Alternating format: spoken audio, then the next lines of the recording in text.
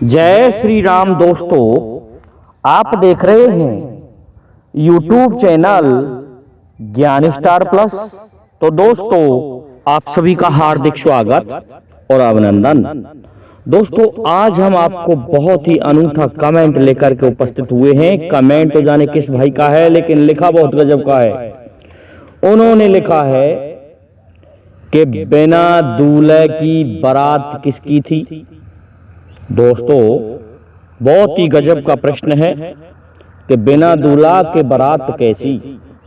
ये कहते चले आए हैं और बिना दूल्हे के कोई बारात जा ही नहीं सकती, लेकिन ऐसा भी हुआ है। देखिए दोस्तों कि बिना दूल्हा के बारात निश्चित ही गई है। दोस्तों, चैनल को सब्सक्राइब कर दीजिए, साथ ही बेल आइकन को भी प्रेस कर दीजिए। देखिए मेरे रामायण और श्रीमद् भागवत के कथा प्रेमियों, आपको हम रामायण से ही ये कथा लेकर के उपस्थित हुए हैं कि होता क्या है कि जब महाराज दशरथ के पास में ऋषि विश्वामित्र पहुंचते हैं और जाकर के एक निवेदन करते हैं कि महाराज, मैं जिस वन में यज्ञ करता हूं उस वन में भयानक राक्षस रहते हैं और वो हड्डी मांस आदि डाल करके मेरे यज्ञ को विध्वंस कर देते हैं। ऐसी स्थिति में मुझे 2 महावीरों की आवश्यकता है और वो आपके राजकुमार हैं। उनका नाम है राम और लक्ष्मण। जब इस तरह से कहा तो महाराज दशरथ मुस्कुरा गए और सुकचा गए।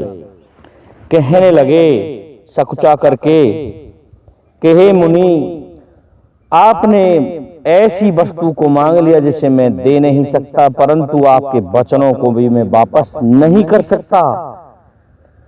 तो ठीक है, मैं मेरे राम और लक्ष्मण को आपके लिए भेजता हूं।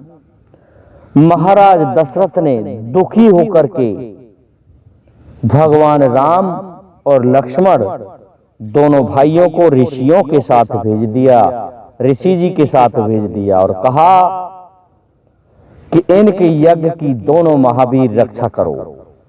दोस्तों, चले जाते हैं भगवान श्री राम और लक्ष्मण जी पहुंच जाते हैं ऋषि के साथ में। और जब ऋषि विश्वामित्र उन्हें लेकर के चले तो दोस्तों, रास्ते में ताड़का मिली। कहने लगे ये ताड़का ही तो है जो हमारे यज्ञ को विध्वंस करती है। दोस्तों, एक ही बाण में ताड़का का वध कर दिया भगवान श्री राम ने। और जब और आगे बढ़े तो स्वभाव मिला, उसे बिना फरके वाण से 100 योजन भूमि पर उछाल दिया। इस प्रकार से राक्षसों का संहार किया प्रभु श्री राम ने। तत्पश्चात क्या होता है, उन्हें एक पत्थर की शिला जो कि एक नारी के समान दिखती थी पड़ी मिली। तो ऋषि कहने लगे, हे राघव, अपने चरण धूलि से इसका उद्धार करो। ये गौतम ऋषि की पत्नी अहिल्या आपकी प्रतीक्षा कर रही है। दोस्तों, ऐसा किया कि भगवान ने जैसे ही अपनी चरण को लगाया कि अहिल्या खड़ी हो जाती है, प्रभु को प्रणाम किया कि हे प्रभु, आपने मुझ पर बड़ी कृपा की।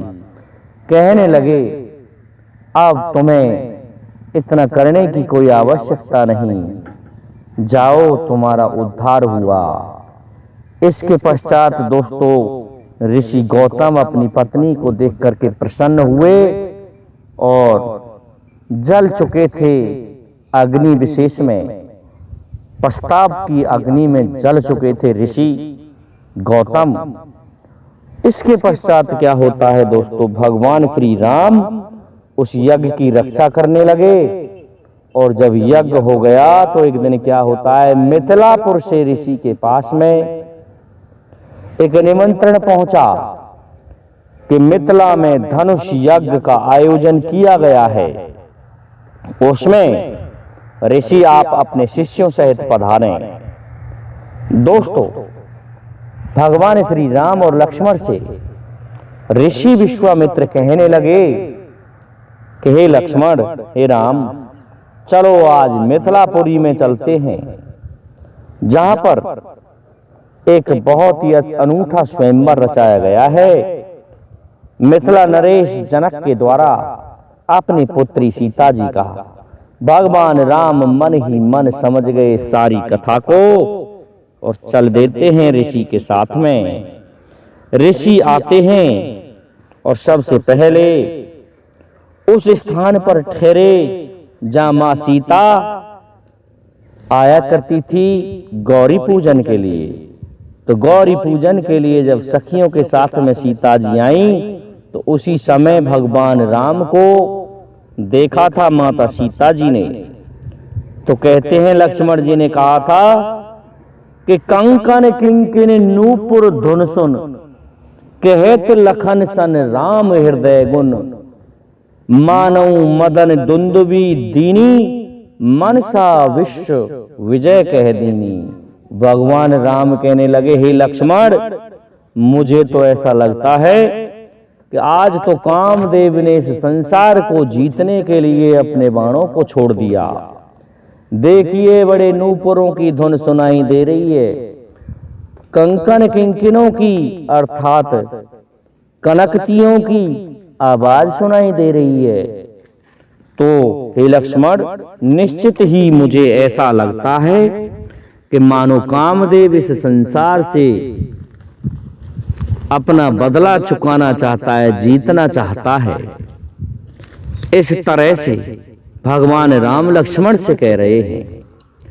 और जब सीता जी को देखा, लेकिन एक चतुर सखी ने क्या किया, वो भी भगवान के दर्शन करती है और कहने लगी, अरे ओ सखी, तुम्हें क्या बताऊं, मैंने आज ऐसे मनमोहन की सूरत देखी है, सो मैं तुम्हें आज दिखाना चाहती हूं सूरत मनमोहन की।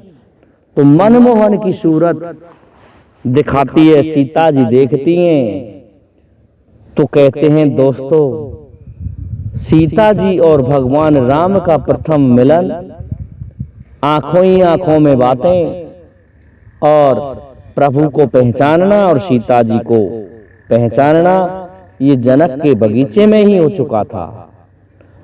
इसके पश्चात माँ सीता गौरी को पूज करके जब आती हैं तो कहते हैं कि गौरी माँ प्रसन्न हुई और कहने लगी, हे सीता, तुम्हें तुम्हारा मन चाहा वर मिलेगा, जो तुम चाह रही हो। दोस्तों, वर को प्राप्त करके माँ सीता आ जाती हैं। जब विश्वामित्र के साथ में दोनों राजकुमार नगर में होकर गुजर रहे थे तो कुछ एक सखियां अट्टालिकाओं पर चढ़ के देख रही थी कि ऋषि के साथ में बहुत ही सुंदर राजकुमार जा रहे हैं। और मुझे तो ऐसा लगता है कि ये दोनों ही राजकुमार बहुत अच्छे हैं, बड़े वाला ही सीता जी का पति बनेगा और ये बन जाए तो बहुत बड़ी कृपा होगी हमारी सीता के लिए। इस तरह से सभी नगरवासी जो स्त्रियां थीं वो विचार कर रही थीं। होता क्या है दोस्तों, समय आ जाता है, इसके पश्चात ऋषि जी पहुंच जाते हैं जनक के महल में और वो समय आ गया जिस समय मां सीता का स्वयंवर होना था। बड़े बड़े भूपति पधारे थे, सभी भूपों ने आकर के अपना अपना बल आजमाया, लेकिन कोई भी धनुष को नहीं तोड़ पाया, प्रत्यंचा नहीं चढ़ा पाया, उठा ही नहीं सके। अंत में कहते हैं कि ऐसा है राजा जनक, मुझे तो ऐसा लग रहा है जैसे कि ये पृथ्वी क्षत्रिय विहीन हो चुकी है। इस पर लक्ष्मण जी को क्रोध आता है और लक्ष्मण जी कहने लगते हैं, नहीं नहीं नहीं महाराज जनक, ये आपके मुंह से मैं जो सुन रहा हूं ये मुझसे सहन नहीं हो पा रहा है, लेकिन राम भैया और गुरु के कारण मैं कुछ कह नहीं सकता और मैं अपने आप को रोक भी नहीं सकता। ऐसा है, तुम चाहो तो तुम्हारी इस मिथिलापुरी को मैं उठा करके समुद्र में फेंक दूं। एक धनुष तो क्या ये धनुइया है, और मुझे आज्ञा दें तो इस धनुष के सहित आपकी इस मिथिलापुरी को फेंक सकता हूं। दोस्तों, इस प्रकार की बातों को सुनकर भगवान राम और विश्वामित्र कहते हैं, विश्वामित्र लक्ष्मण धीरज धारण करो। और भगवान श्री राम से कहते हैं कि उठऊ राम भंजऊ भव चापा और मेटऊ तात जनक संतापा। ऐसा है, इस राजा जनक के इस संताप का हरण कीजिए और भवसागर रूपी इस धनुष का आप प्रत्यंचा चढ़ा करके स्वागत कीजिए, तोड़ डालिए। दोस्तों, वह भगवान शिव का ही धनुष था। उस धनुष को भगवान शिव और माता पार्वती किसी राजा विशेष को नहीं उठाने देते थे। जब भगवान राम के दर्शन हुए तो महादेव और पार्वती अलग हो गए। जैसे ही प्रभु ने उस धनुष को छुआ और तोड़ डाला, कहते हैं कि छुवत चाप। दोस्तों, ये चौपाई थोड़ी आगे की है। छूते ही वह धनुष टूट गया। अब क्या होता है, जब वो जैसे ही धनुष टूटा तो उसका भयंकर शब्द हुआ। वो भयंकर शब्द पहुंच जाता है परशुराम जी के पास में। परशुराम कुल नंदन क्रोधित होते हैं कि रावण ने यदि तोड़ दिया तो आज मैं रावण के 10 शीशों को तोड़ दूंगा, काट डालूंगा।